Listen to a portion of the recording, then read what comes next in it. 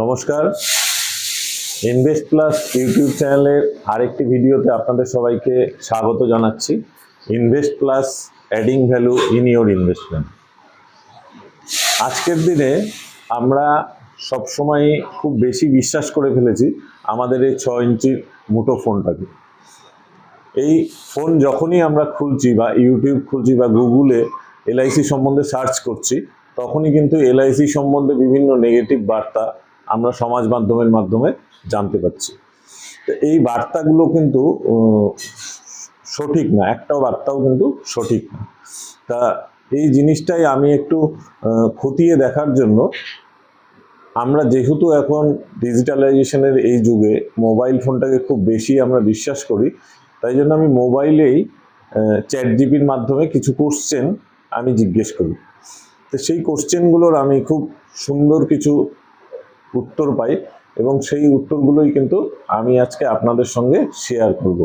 আমরা দেখার চেষ্টা করব যে এলআইসির শেকড় কতটা গভীর অবধি ভারতীয় অর্থনীতিতে ছড়িয়ে আছে। অর্থাৎ এলআইসি উঠে যাচ্ছে, বা আমরা যদি আমাদের অ্যাডভাইজারকে জিজ্ঞেস করি যে এলআইসির প্রিমিয়ামটা আমরা জমা করব কি করব না, সেটা যে আমরা ভুল করছি, সেটা কিন্তু এই ভিডিওর মাধ্যমে আমরা অনেকটাই বুঝতে পারবো।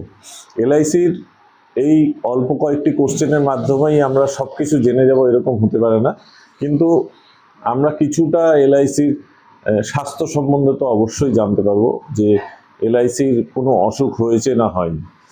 তা এই জিনিসগুলো জানার জন্য সবার প্রথমে কিন্তু আমার স্ক্রিনটি আপনাদের সঙ্গে শেয়ার করতে হবে। আমি আমার মোবাইলের স্ক্রিনটি আপনাদের সঙ্গে শেয়ার করছি। বন্ধুরা, আমার মোবাইলের স্ক্রিনটি আপনাদের সঙ্গে কিন্তু শেয়ার হয়ে গেছে। আপনারা কিন্তু স্ক্রিনে মোবাইলটিকে কিন্তু এখন দেখতে পাচ্ছেন। মোবাইলের স্ক্রিনটি এখন আপনাদের স্ক্রিনে শো হচ্ছে। এবার আমরা খুব সিম্পল, এখানে আমরা চলে যাব চ্যাট জিপিটিতে। আপনারা গুগলেও যেতে পারেন, কিন্তু এখন যেহেতু চ্যাট জিপিটি অনেক সহজ, সেই জন্য কিন্তু আমি চ্যাট জিপিটিতেই যাচ্ছি। চ্যাট জিপিটিতে গিয়ে প্রথম আমি যে কোশ্চেনটা করেছিলাম, সেই কোশ্চেনটা হচ্ছে ভারতবর্ষের সেরা লাইফ ইন্স্যুরেন্স কোম্পানি কোনটি?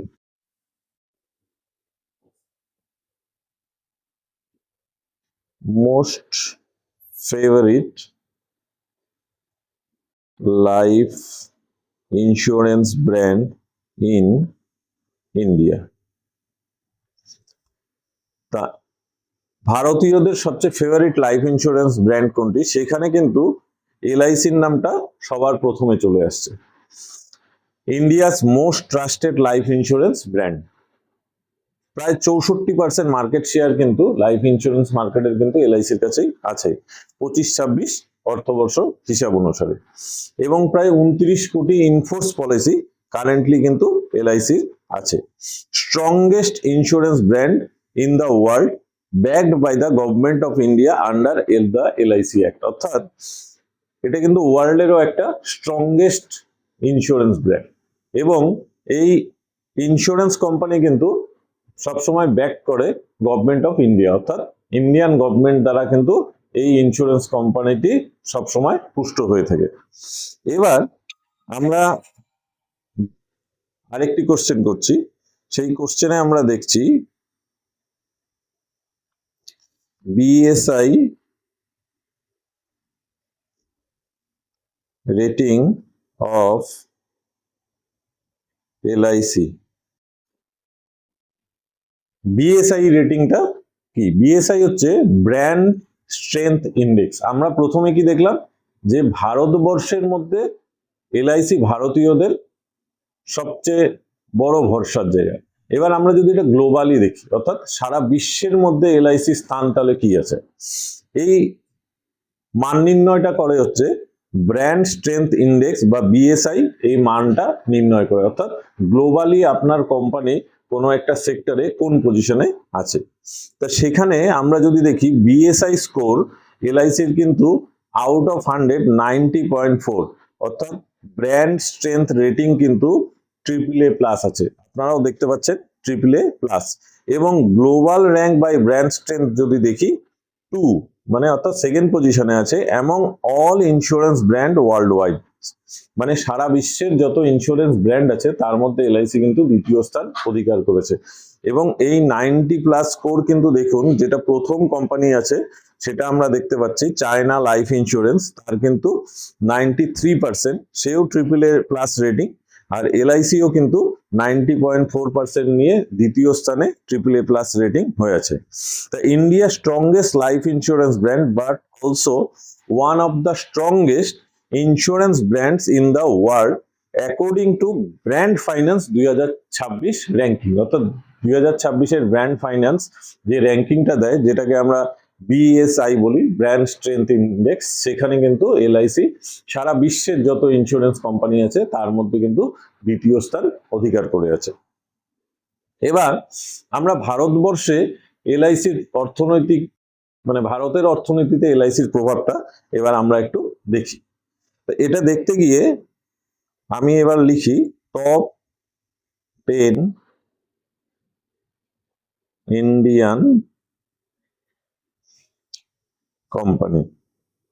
ভারতের প্রথম 10টি সেরা 10টি ইন্ডিয়ান কোম্পানি কি আছে তার মধ্যে যদি দেখি অয়েল অ্যান্ড গ্যাসে আমাদের তো অবশ্যই রিলায়েন্স আছে, ব্যাংকিং এ HDFC আছে, ইনফরমেশনে টাটা আছে, তো এইভাবে টেলিকমে এয়ারটেল আছে, ভারতী এয়ারটেল, ব্যাংকিং এ ICICI স্টেট ব্যাংকও আছে, ইনফোসিস আছে, LICও আছে, বাজাজ ফাইন্যান্স আছে, আর হিন্দুস্তান ইউনিলিভার আছে। এই কোম্পানিগুলো কিন্তু সমস্তটাই ভারতের বিভিন্ন সেক্টরে, সব সেক্টর যদি আলাদা আলাদা ভাগ করি, তারা কিন্তু সেই সেক্টরের বস, অর্থাৎ তারা সেই সেক্টরটাকে লিড করছে। এবার আমরা আর একটু গভীরে যাই। এখানে আমি কোশ্চেন করলাম একটা কম্পারিজন টেবিল, যেখানে শো হবে যে এইসব কোম্পানিতে আমাদের ভারতের সবচেয়ে বিশ্বস্ত সংস্থা লাইফ ইন্স্যুরেন্স কর্পোরেশন অফ ইন্ডিয়ার ইনভেস্টমেন্টটা কি আছে।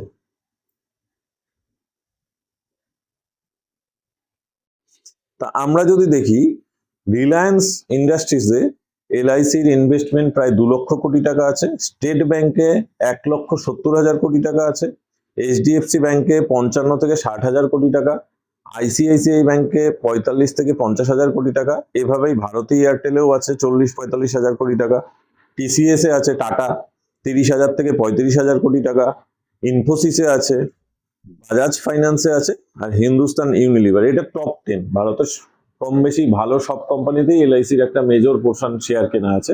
তার মধ্যে টপ 10 ভারতবর্ষের আমরা দেখলাম এই কোম্পানিগুলোই মোটামুটি পড়ছে। তা এই কোম্পানিগুলোতে ভারতবর্ষের এই টপ কোম্পানিগুলোতে এলআইসির ভ্যালুতে কত টাকা ইনভেস্ট করা আছে। এবার these figures are based on LIC's share holding and prevailing market value around the March to June 2026, অর্থাৎ 2026 হিসাবে আমরা কিন্তু এই পরিসংখ্যানটা দেখলাম। এলআইসি এই লিস্টেড ইকুইটি কোম্পানি, ভারতবর্ষে যতগুলো লিস্টেড ইকুইটি কোম্পানি আছে স্টক এক্সচেঞ্জে, সেখানে যে ওভারঅল ইনভেস্ট করেছে সেটা প্রায় 15 লক্ষ কোটি টাকার মতো, প্রায় 15 লক্ষ কোটি টাকা ইনভেস্ট করেছে। এবার এই যে টপ 10টি কোম্পানি আমরা দেখলাম, যেখানে আমরা ভ্যালুতে দেখলাম, এবার দেখি এটা পার্সেন্টেজ, কত পার্সেন্টেজ এলআইসি এদের শেয়ার কিনে রেখেছে। আমি লিখবো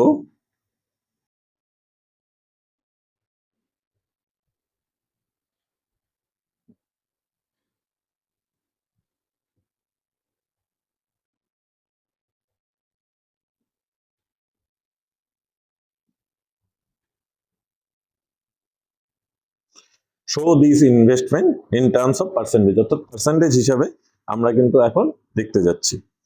তা সেখানে যদি আমি দেখি, তাহলে কিন্তু আমরা দেখছি যে এলআইসি শেয়ার হোল্ডিং রিলায়েন্সে কিন্তু 6.6% আছে, স্টেট ব্যাংকের 9.4% শেয়ার কিন্তু এলআইসি হোল্ড করে, অর্থাৎ গভর্নমেন্ট অফ ইন্ডিয়ার পরে স্টেট ব্যাংকের সবচেয়ে বড় ইনস্টিটিউশনাল ইনভেস্টার কিন্তু এলআইসি। আমরা কিন্তু সবাই স্টেট ব্যাংকে কম বেশি সমস্ত ভারতীয়দেরই কিন্তু বই আছে বা ইনভেস্টমেন্ট আছে, সেই ব্যাংকের 9.4% শেয়ার হোল্ড করে কিন্তু এলআইসি। HDFC তে 2%, ICICI ব্যাংকে 1.7%, ভারতী এয়ারটেলে 3.1%, টাটা কনসালটেন্সিতে 1.9। এভাবে যদি দেখি, আপনারা দেখতে পাচ্ছেন স্ক্রিনটা, তো আপনারা দেখতেই পাচ্ছেন সেখানে কিন্তু পার্সেন্টেজটা দেওয়া আছে। হাইয়েস্ট হোল্ডিং অ্যামং দিস যেটা আপনাদের বললাম, স্টেট ব্যাংক অফ ইন্ডিয়াতে কিন্তু 9.4, আর সেকেন্ড হাইয়েস্ট কিন্তু রিলায়েন্স ইন্ডাস্ট্রিতে 6.6%। LIC is one of the largest institutional shareholder in many of India's blue chip company. Blue chip company মানে যেটা আমরা মানে ইনভেস্টমেন্ট জগতে যেই কোম্পানিগুলো টপ মোস্ট হয় সেই কোম্পানিগুলোকে কিন্তু আমরা ব্লু চিপ কোম্পানি বলি। সেই ব্লু চিপ কোম্পানিগুলোতেই কিন্তু LIC ম্যাক্সিমাম তার এই যে 15 লক্ষ কোটি টাকা বললাম আগের স্লাইডে যে ইনভেস্টমেন্ট, সেই তার কিন্তু বেশি ইনভেস্টমেন্টটাই এই ব্লু চিপ কোম্পানিগুলোতে আছে। তো এটা আমরা একটা LICর প্রভাব দেখলাম যে ভারতীয় অর্থনীতিতে, অর্থাৎ আমরা যদি বলি যে LIC ডুবে যাচ্ছে, তাহলে কিন্তু একই সঙ্গে আপনার স্টেট ব্যাংকের গচ্ছিত অর্থটাও ডুবে যাবে, একই সঙ্গে রিলায়েন্সও ডুবে যাবে, একই সঙ্গে HDFC bank, Bajaj, tata, Airtel সব সেক্টরেই কিন্তু একটা চাহিদাই রব উঠে যাবে। সুতরাং LICর শেকড় ভারতীয় অর্থনীতিতে খুব গভীর অব্দি গাঁথা আছে। সুতরাং LICকে নিয়ে ভাবার কোনো অবকাশই নেই। তাও আমরা আরেকটা দেখছি, এবার আমরা দেখি আমরা মিউচুয়াল ফান্ড সেই বলি। তো ভারতবর্ষে টোটাল মিউচুয়াল ফান্ডের AUM কত, অর্থাৎ সমস্ত মিউচুয়াল ফান্ডের ANC মিলে, ANC মানে অ্যাসেট ম্যানেজমেন্ট কোম্পানি, অর্থাৎ আমাদের ভারতবর্ষে এখন কম বেশি 47টা অ্যাসেট ম্যানেজমেন্ট কোম্পানি আছে যাদের মাধ্যমে আমরা শেয়ার মার্কেটে মিউচুয়াল ফান্ডে ইনভেস্ট করি। তো এই কোম্পানিগুলোর টোটাল AUM অর্থাৎ অ্যাসেট আন্ডার ম্যানেজমেন্ট, আমরা কত অর্থ এখানে বিনিয়োগ করেছি ভারতীয় হিসাবে, সেই অর্থটা আমরা দেখি, টোটাল ভ্যালুটা। তা আমি লিখব total AUM of all the AMC asset management company. দেখি উত্তরটা কি আসে।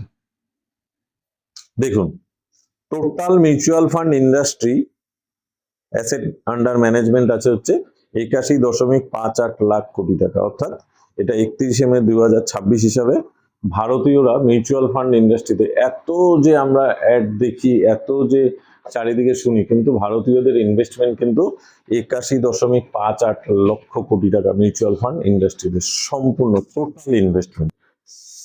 এবার এর সঙ্গে যদি LICর আমরা তুলনা করি, দেখুন কম্পারিজন উইথ LICর তুলনা করলে কি দেখা যাচ্ছে, লাইফ ইন্স্যুরেন্স কর্পোরেশন অফ ইন্ডিয়ার AUM অর্থাৎ অ্যাসেট আন্ডার ম্যানেজমেন্ট কিন্তু 61 লক্ষ কোটি টাকা।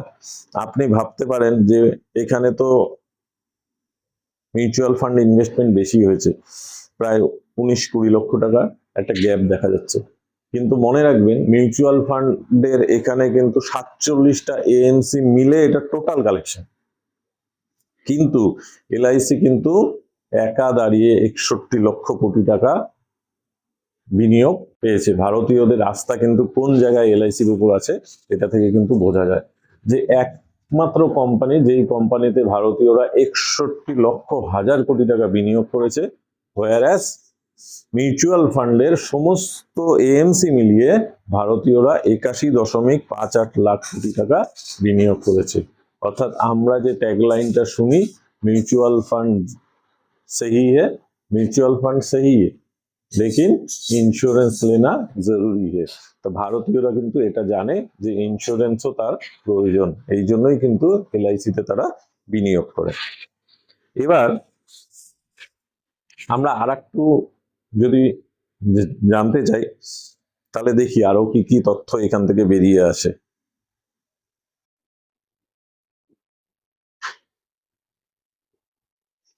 টোটাল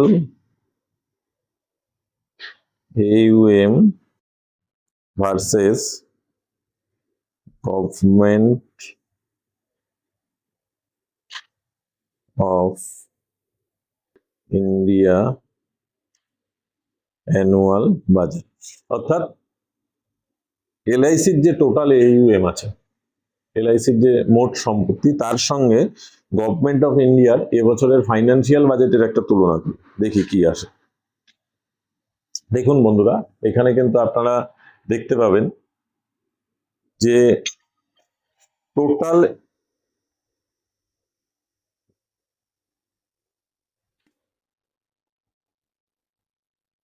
না, এটা একটু কোশ্চেনটা লেখাটা গন্ডগোল হয়েছে। Total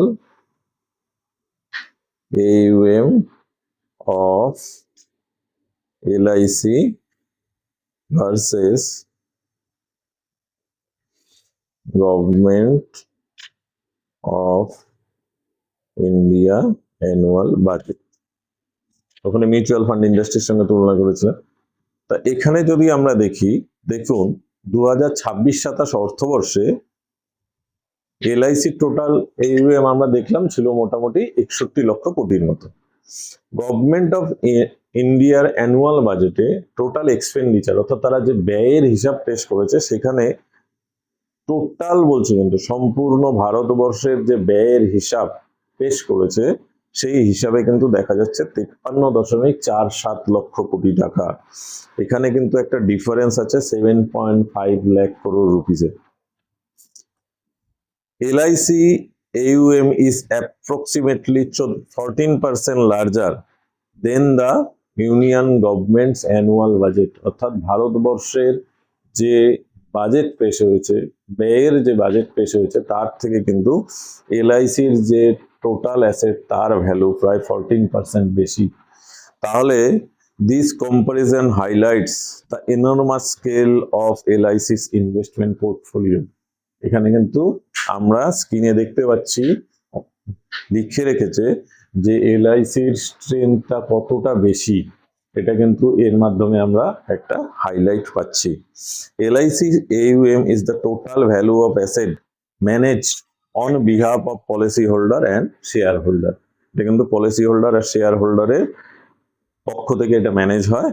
government budget is the central government's planned annual spending. এটা কিন্তু সেন্ট্রাল গভর্নমেন্ট একটা প্ল্যান করে তার বাজেটে, যে তারা অ্যানুয়ালি কোন খাতে কত টাকা খরচা করবে। এবার আমরা বিভিন্ন দেশের সঙ্গে এখন যা আমাদের যে জিওপলিটিক্স চলছে, তাতে কিন্তু এক দেশের সঙ্গে আরেক দেশের বিভিন্ন স্তরে একটা যুদ্ধের একটা পরিস্থিতি কিন্তু সবসময় চলে। তা সেইখানেই কিন্তু একটা মেজর রোল প্লে করে কিন্তু ডিফেন্স সেক্টর। তা ডিফেন্স সেক্টরে LIC মানে কতটা ইনভেস্টমেন্ট, এবার সেটা দেখি। অর্থাৎ ভারতের অন্য দেশের সঙ্গে লড়াইয়ে ভারতকে যে শক্তি যোগাচ্ছে, সেই শক্তিটা LIC ডিফেন্স সেক্টরের মাধ্যমে কতটা যোগাচ্ছে সেটা আমরা দেখি। লিখব investment of LIC in Indian defence sector. দেখি কি আছে। ইন্ডিয়ান ডিফেন্স সেক্টরে কিন্তু ডাইরেক্ট তো ইনভেস্ট হয় না, ওখানেও কিন্তু ডিফেন্স সেক্টরে যেই সব কোম্পানি কাজ করে, যেমন হ্যাল, যেটা হিন্দুস্তান অ্যারোনটিক্স বলি, ভারত ইলেকট্রনিক্স, ভেল, ম্যাজাগং ডক, এইসব কোম্পানি কিন্তু ওখানে, গার্ডেন রিচ শিপ বিল্ডার্স, এরা কিন্তু ওখানে কাজ করে।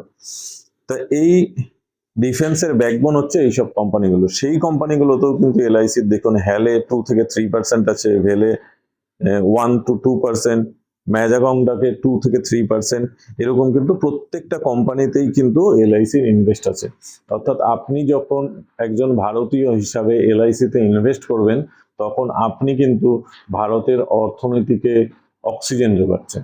আপনি কিন্তু ভারতের ডিফেন্স সেক্টরে আপনার টাকা ইনভেস্ট হচ্ছে, আপনার টাকা ভারতের সেরা কোম্পানিতে ইনভেস্ট হচ্ছে, এগুলো কিন্তু আপনি পরোক্ষভাবেই এর সঙ্গী হয়ে যাচ্ছে।